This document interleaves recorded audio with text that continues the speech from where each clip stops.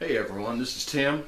Today is Valentine's Day, and I've had a request for steak and baked potato from a gal. That ain't happening. Today we're going to try some fish and corn chowder. I've never made it before. I'm just going to kind of go off of whatever, and we'll see what happens. I'm fixing to show you what the heck we got.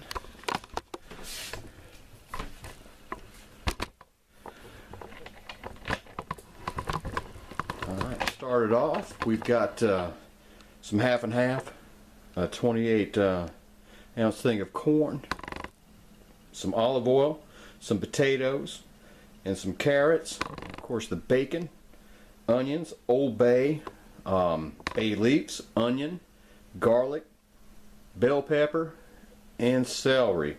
And the first thing I'm going to do is go ahead and cook off the bacon. So let me go ahead and start that, and I'll start cutting everything up, and then we'll show you everything after that. Okay, I'll try to do a better job. I cut the bacon in half and froze the other half. So I fried it down. It's sitting there. Of course, it's sitting there because I wasn't prepared for the rest of it. But anyhow, I cut up two medium onions, 2 cloves of garlic. It looks like about a cup and a half of bell pepper. It was the whole, bell pepper. Carrots about the same, cup and a half, 2 cups. Celery, about 3/4 of a cup to a cup. And I'm going to put that inside the pan here in a minute after I heat it back up again. And you just want to cook it down to where the translucent, they're real soft. And then we'll go from there with the potatoes and everything else later.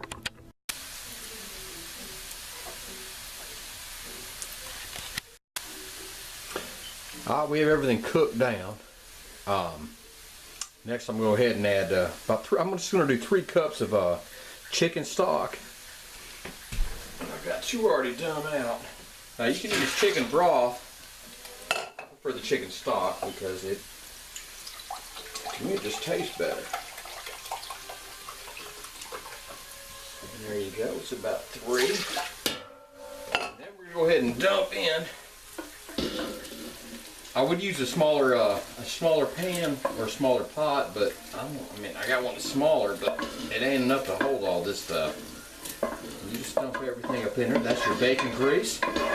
That's everything that you cook down, your onions, your carrots, everything.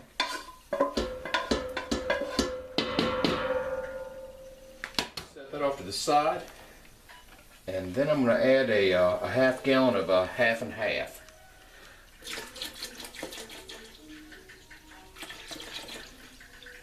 Like so. A lot more there than I anticipated.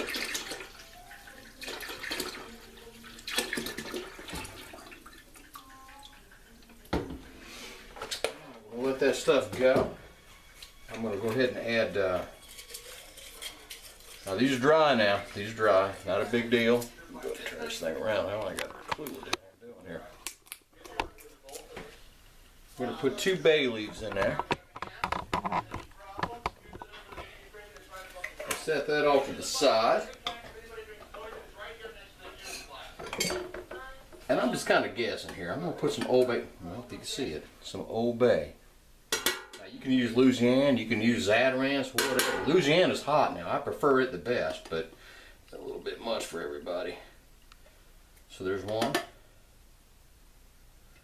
There's 2. And we'll see if that's enough. If not, well, we'll put more in it. And we're going to let that go for probably about 10-15 minutes. Let it warm up really good, start boiling real good. Then we'll add the potatoes and let that go for a little bit. And then we'll definitely add the fish. Forgot to tell you about the fish. I got 2 pounds of some codfish. I got to go ahead and chunk that up. And it only takes about 10 minutes to cook it. And we'll see if this stuff is worthy.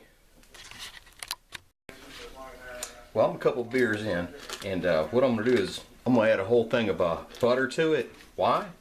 Because butter makes everything taste better, and I just think it does. Let me have a couple more of these cold pops, and we'll talk to you later. Okay, I got everything to a boil, not really a hard boil, and right here is probably about 2.5 potatoes, just whatever. Just put it on in there. Stir that up in there. Alright, here's my bag of frozen corn. It's not frozen anymore. I kind of let it set out. Put that up in there. Just keep right on and stir. Also, we'll go ahead and use, let me turn this over so I can see it. We'll go ahead and use the, I don't know, the Boston or whatever you want to call it. Their ketchup is damn good. We'll go ahead and give that just a little bit of a splash. And then we'll use Winston-Salem's finest hot sauce.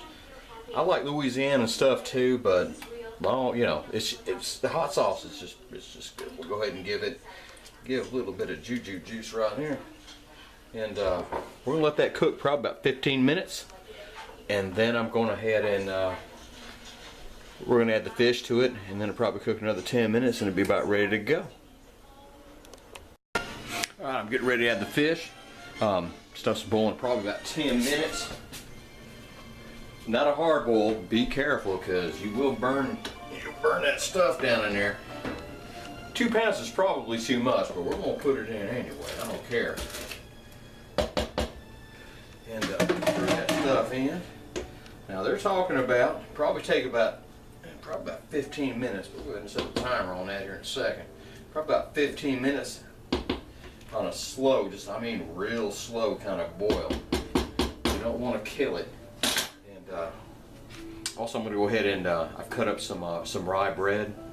I'm going to put that in the oven, kind of toast it up a little bit, and you'll put that over some. Well, you put cheese on it first, and then you'll put the bread on top of it, and gotta hope it's damn good. I'm really not sure if I want to thicken this up or not. I mean, it's kind of loose, and I'm really not sure what to do with it. If you want to thicken it up, all you need is just some milk and some flour, probably like a half cup of milk and 3 or 4 tablespoons of flour, and whisk that stuff up real good inside of some sort of a container, and just pour a little bit in at a time, and just whisk it on in. I think I'm going to leave it alone and try it that way. So far everything tastes good, but we'll see in just a few minutes. Alright, here's the finished product. Like I said, I left mine a little bit loose. I didn't thicken it up or nothing. I stirred it up real good.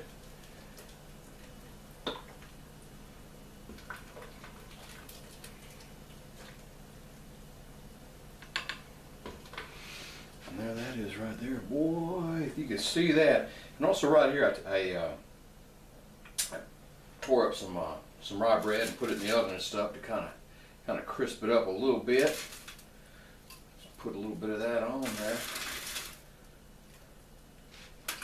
And over here I got some cheddar cheese. We're going to dump that over yonder too. And I'm going to tell you what, happy Valentine's Day. Here's the finished product. I'm not going to tell you all a lie. First time making it, kind of made it up myself as I was going along, and I would definitely do this stuff again. Now it's got a little zip to it. You can kind of taste it in the back of your throat. Now I didn't put any salt or pepper in this, and the Old Bay, it just kind of kicked in. It's not a bunch. A little hot sauce, and again, it's not hot. It's just got a little something to it. I would definitely do this again. I have made a lot of things, from scratch and stuff, and I ain't gonna lie to y'all, man, I'm pretty proud of this right here. Perhaps, me showing you how to do it probably wasn't all that, but this stuff is so good, man. It'd make you want to hug an ex-wife. Now, it made a whole lot more than what I anticipated. I'm just that kind of person. Hell, I cannot tell. It's like I'm cooking for damn, 15 people, like the family I grew up with. But I'm fixing to take some to the neighbor and stuff, and if I need to, I'm gonna freeze. I'm gonna freeze the rest of it. And I'm not lying to y'all. It is that good. It's not overpowering. It's smooth. You can taste the fish. You know, it isn't like the Old Bay killed it or anything like that. It is just wow. That's all I can tell you. You can taste the butter. And I'm not saying it's the same as New England, because it's not. But man, this stuff is damn good for being from the damn Southeast.